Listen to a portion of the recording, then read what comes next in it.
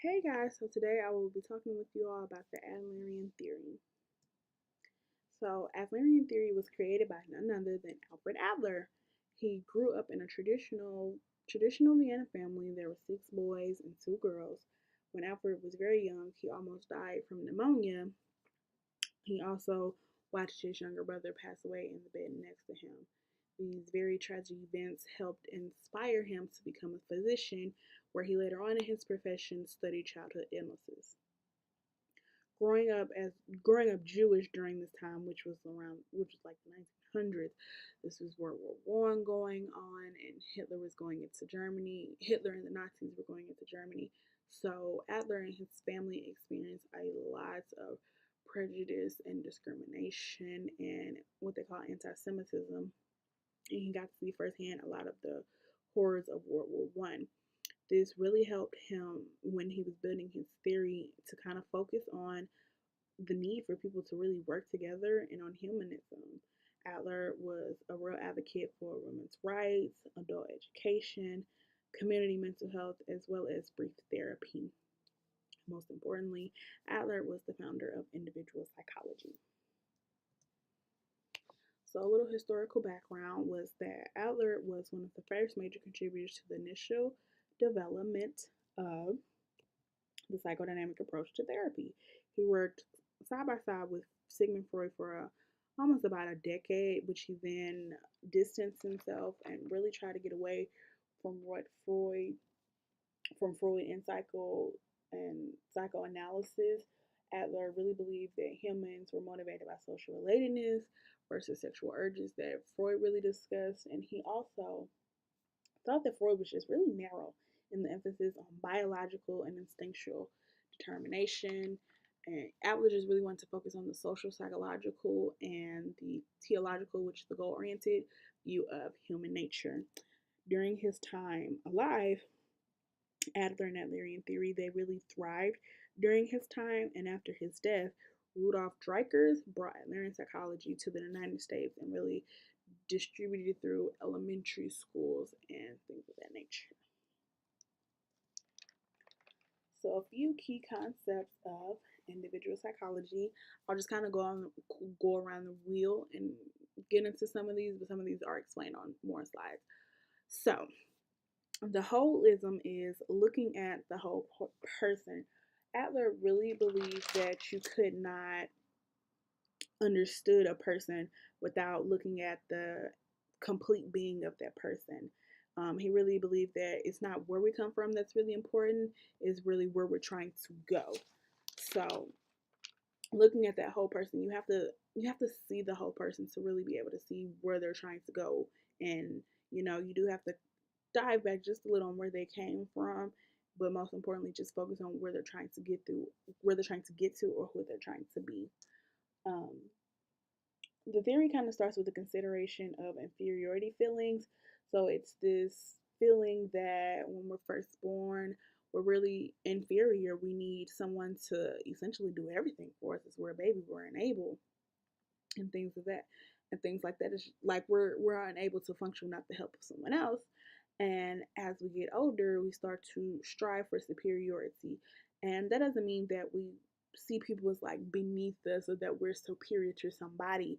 It's just moving from a less natural state to a more competent one. So it's just like we're really goal driven. We're really looking for that power, that success of having over our own lives. And that is really throughout the rest of our life. And the rest of these concepts kind of make their way back to striving for superiority, like vertical and level striving. So we go from socially useless versus socially useful. So pretty much, um, you're socially useless. You're really focusing on you. You're not focused on anyone else. It's just really attaining your goals and getting to that superiority and things like that. Where as far as the socially useful, which they call level, is what they call Gemeinschaftsgefühl. Yes, I know. I had to look that up. I got that one. But it's creating that fellow friendship. It's really bonding and the individual awareness and attitudes in dealing with people around you, and just social interests, and being just as concerned with others as you are about yourself. Um, so along with that can go into your lifestyle. And Adler created this concept called schema of apperception, and it's the construction of your patterns and behavior. So the schema plus superiority really creates an equation of essentially like your lifestyle. So, ooh, excuse me, guys. So it acts as an equation for your lifestyle, and it's something that is innate, but it's also something that you have to be learned, something that you need to learn as well, and something that you must use. You know, if you don't use it, you lose it, that kind of thing.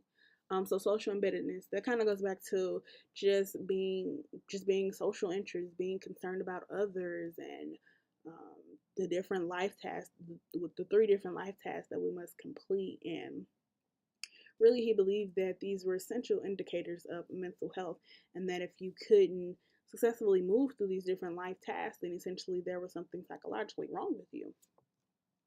Then theology is really your goals. Like, every behavior has a purpose. You know, behavior is just you do something specifically, that behavior is purposely done. Um, we can't be understood in steps. It really replaced deterministic explanations with theology. Phenomen Phenomenology. Whew, that was a good one. Okay, so it really focuses on the subjective versus objective understanding, and really just the cognitive psychology part, getting into your mind, and you don't life doesn't make you, you make life, and you give meaning to what needs to be given meaning to, not something given meaning, not something else, not the situation finding meaning, but us finding the meaning of that situation. Creativity, uniqueness, it's really just every person is different. Every person has their own different makeup, their own different experience, their own different background. They help contribute to just everybody being a different and creative human being. Essentially, that one just a little self-explanatory. So going into the different styles of life, as I mentioned earlier, um, Adler really talked about that there are three life tasks that we must master successfully, and that being social relations, which is focused in building friendships. And it doesn't always have to be like a gender to gender friendship, just building friendships with a different array of people. Then occupation, which is contributing to society, being a productive member. What are you doing to make the world a better place? What are you doing to make your community better? And then love and marriage, which is intimacy and establishing intimacy, finding love, and finding peace within, not peace within someone else, but just finding love and compassion. There we go. Finding love and compassion within somewhere else. And in order to complete these three life tasks, there are four different styles of life to actually completing them. So the first style, which is the ruling style, is characterized by it's very active, it's high activity, low social interest, and pretty much someone deals with these three life problems by dominance. This is really like a good example would be like controlling men. They just kind of demand dominance, things like that. The second one is the getting style. It's low activity, very low social interest. They deal with problems by having people to solve the problems for them. Essentially, it's just like, I don't have to be worried about this. This is essentially it's my problem, but it's not my problem. Somebody else is going to solve it. So that's how that one is characterized. The third one is avoiding type. As the name states, is low activity, low social interest. Essentially, if I avoid the problem, I won't have a problem. And then socially useful type talks about it's characterized by high activity, high social interest, and it really solves three problems with it solves the three problems consistent with the needs of society. So these are generally like your everyday people and me, you, everyone listening to this. So Adler really talked about and emphasized on um, attention to birth order and sibling relationships. So it's essentially the psychological position of where you think you fall in as the child in that family, and things like that. And he said that depending on where you fall into the family, there were a certain set of experiences that everyone would experience. He really believed that the family was the essentially the first and the most influential social system that we all encounter. So the first one being the firstborn or the oldest child. They are categorized. They get a good deal of attention when it's just them. They're used to being spoiled. They become dependable. They can be very reliable. They're very hardworking, and they strive to like really keep ahead. Oh, when that new sibling comes along, they feel very ousted. They feel like they are out from their favorite position. They feel like, they've essentially been robbed of the love that they were given because of this new baby. So in that, they try to become the model child. They become bossy, and they exhibit those behaviors to become high achieving, high driven, as to essentially win that love and affection back from the parents. The second child is excuse me. The second child shares attention with another child from birth. So they never really get that chance to really shine on their own, because there's already someone there you who is being loved by their parents and being cared for and spoiled on and things of that nature. So they kind of look at their sibling relationship as like a race or a competition. They have to they have to beat their older sibling. They essentially try to find their weak spots and use this to win praise with their parents. And they definitely try to look at the weak spots of what their sibling couldn't do and try to excel and achieve in those as well. So is the middle child feels very squeezed out. They feel very cheated. They have a poor me attitude. I'm the middle child. Everyone has forgot about me, and they could possibly end up becoming your problem child.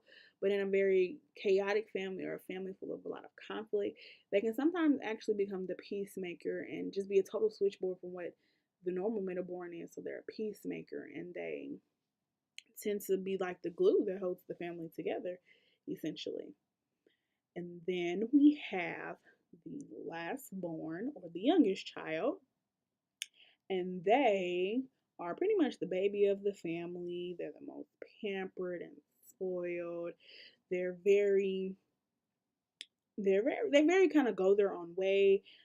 They can sometimes develop helplessness. They can also develop in ways that many of the other siblings before them could not have. And they also sometimes outshine everyone else. So then last we have the only child. So the only child essentially has problems of their own. They tend to share characteristics of what would be considered the first child.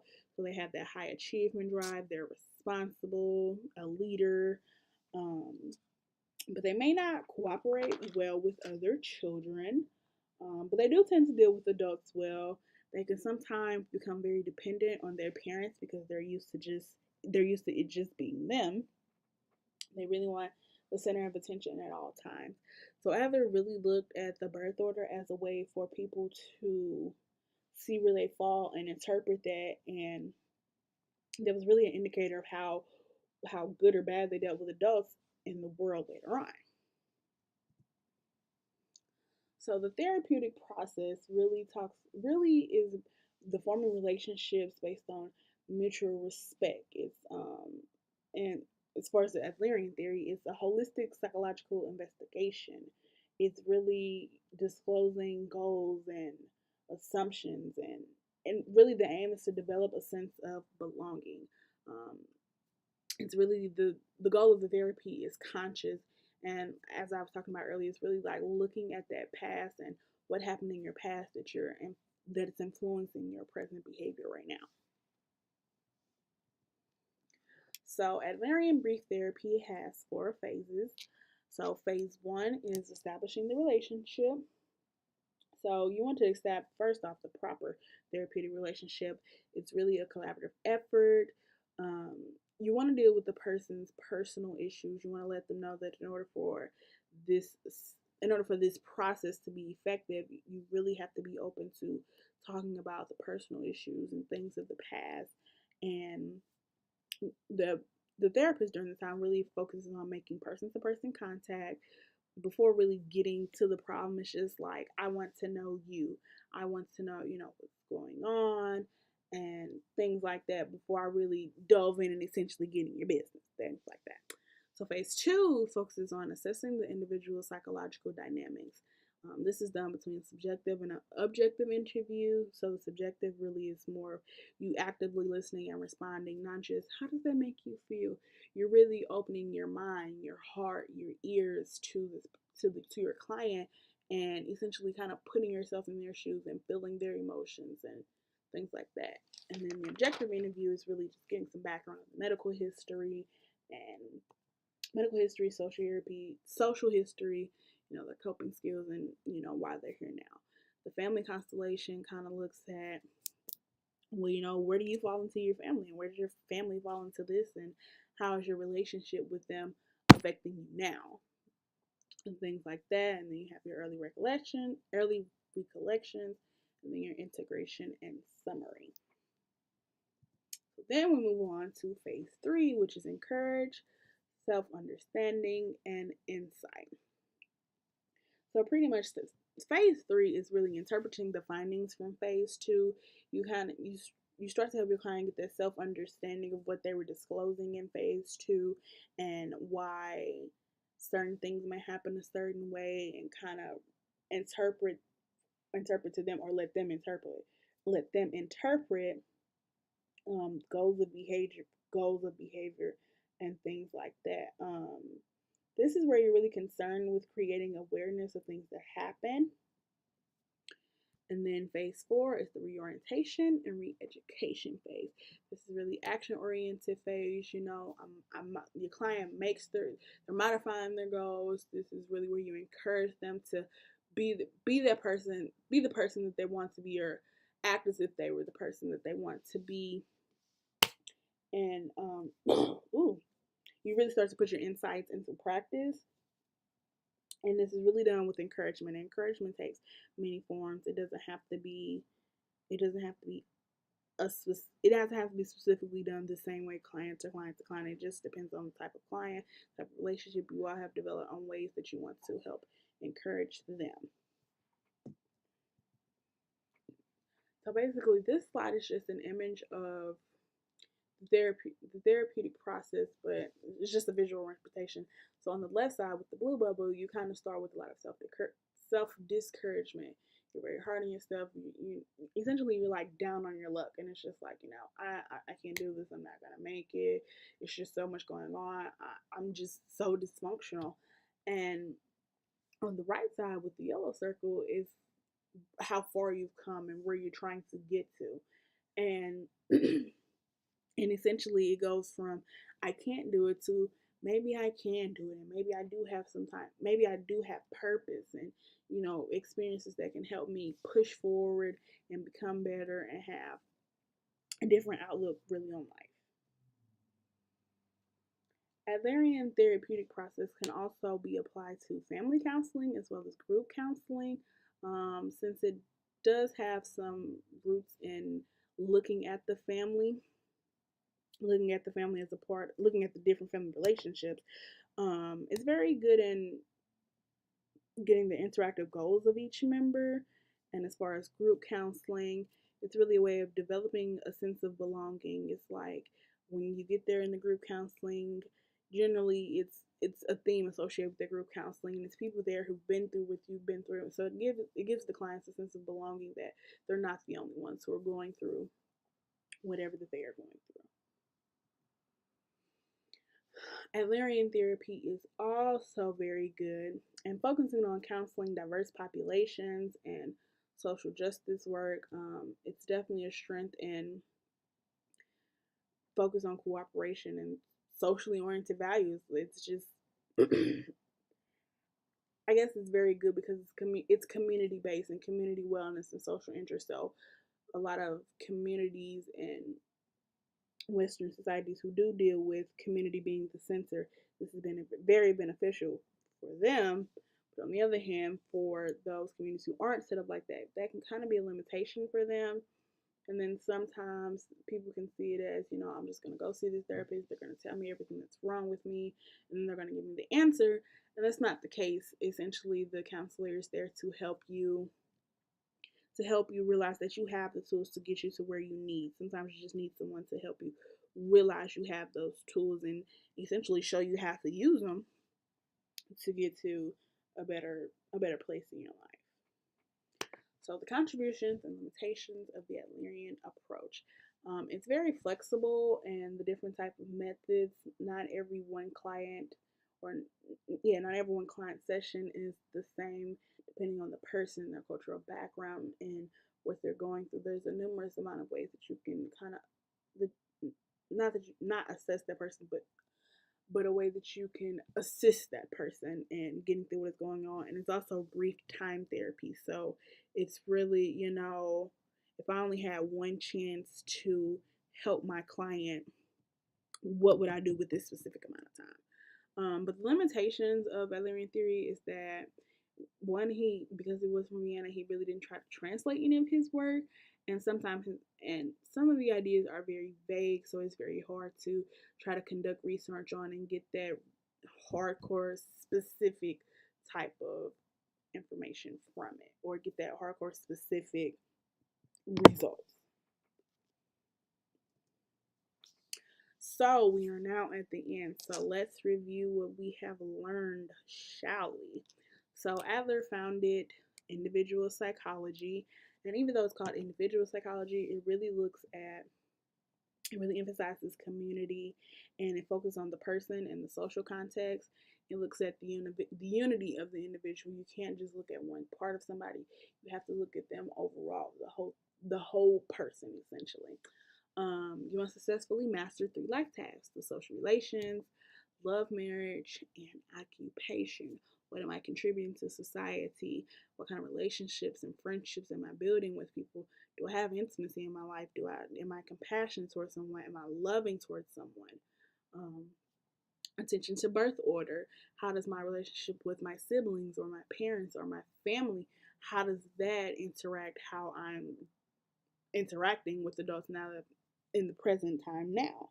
You have your 4 phases and the therapeutic process. Number 1, establish the proper therapeutic relationship. Number 2, explore the psychological dynamics operating in the client. Number 3, encourage the development of self-understanding. And number 4, help the client make new choices. Encourage, encourage, encourage. And then last but not least, ideas. Adler's ideas were very influential, even though they were vague. They were very influential and helpful in many in many other areas of psychology. Adler was very ahead of his time, and he had influence on a lot of different therapy systems. Individual psychology grew out of interactions and influences of Adler's own personal experiences and his interactions with others, and he took that as a way of developing his theory as to, individuals that he took that as a way of developing his theory as to where it looks at people coming together and a humanistic approach, things like that. So now let's get a little Q&A, guys. So, what are the universal life tasks we must successfully master? So, social tasks, occupational tasks, and love and marriage tasks. As I just talked about, love and marriage tasks is establishing intimacy. Occupational tasks, contributing to society. What am I doing to help my community be better, help my world be better? And then social tasks, building friendships. Who do I have in my corner? Number 2, describe 3 personality traits of each of the following: the middleborn and the only child. Come on, I know you guys remember someone. I hope there's a few middleborn or only child people watching the video. So the answer, so middleborns are, they can tend to be the peacemakers if the family is full of conflict and very chaotic. On the opposite side, they can feel very squeezed out and they can be your rebellious child. The only child is character, they're very pampered, they're center of attention, they're very goal driven, and they're also very perfectionist. 3. Which phase of therapeutic process does one focus on interpreting findings? Phase 3. And which phase of the therapeutic process does one focus on clients make decisions and modifying goals? That will be phase 4. Remember, you want to interpret their findings from phase 2 during phase 3, and then phase 4 is really modifying those goals and getting out there and encouraging them. Encouragement, encouragement, encouragement. And just a critical thinking, just something you don't have to share out loud, but just want to think about. Can any of you remember an event in your past that shaped how you are today? So maybe it was your birth order or a relationship with a sibling that kind of that you interpret now as, oh, that's why I am with people the way I am now, because of my relationship with my sister, things like that. So here are your key words and my references. I hope you guys enjoyed and I hope you all learned something. See you next week.